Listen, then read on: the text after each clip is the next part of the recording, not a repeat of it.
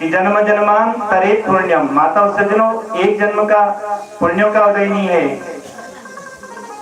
रमेश जी, जो उनके पारिवारिक सदस्यगण, जो भ्रातृवृंद हैं, जो कथा का आयोजन कर रहे हैं, यजमान के रूप में बने हैं,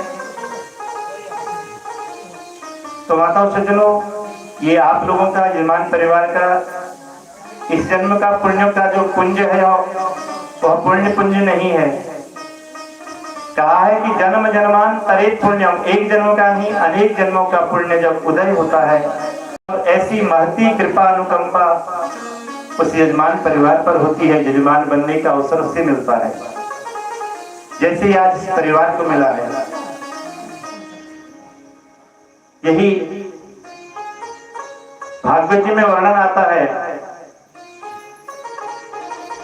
कि धनानि भूमौ पशवो हि गोष्ठे नारी ग्रहे द्वार सखा शमशाने देह स्थितायां परलोक मार्गे धर्मानुगो गच्छति जीवैतो धर्मानुगो गच्छति जीवैतो।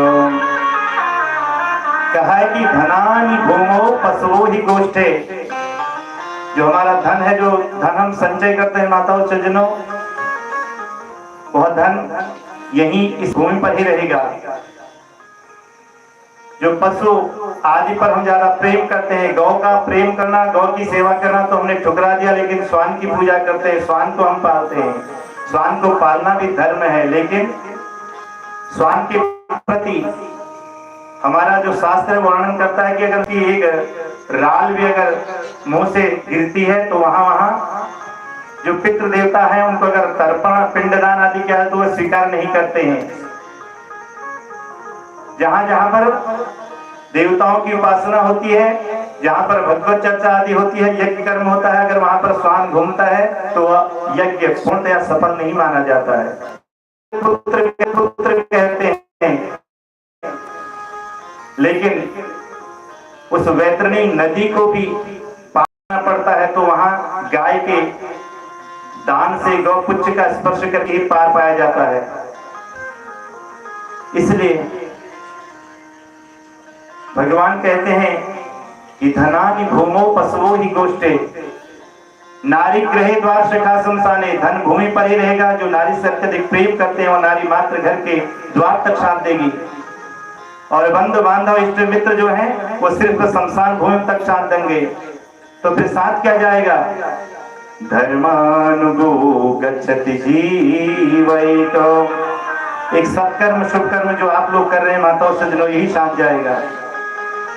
इस घर में पूर्व भी कथा हुई आज 4 साल पहले, और आज भी भगवान ने इनके ऊपर महती अनुकंपा कृपा की, तो आज भी इनको यजमान बनने का अवसर मिला है। इसलिए भागवत जी की कथा, कोई भी सत्संग हो, वह भक्त को निर्मल करता है, पवित्र करता है, शुद्ध करता है। इसीलिए हमारे ऋषि महर्षि संत जन ज्ञानी जन इस मार्ग पर चलने के लिए हमें प्रेरणा देते हैं। हमारे बीच में कुछ लोग कमियां निकालने वाले होते हैं, वो तो दिखाने के लिए कथा कर रहा है, उसके पास क्या है, उसके पास सब कुछ है, उसके पास उसकी कृपा है तभी तो ये कुछ कर रहा है। ये तो हम सोचते नहीं, सिर्फ बातें बनाते हैं।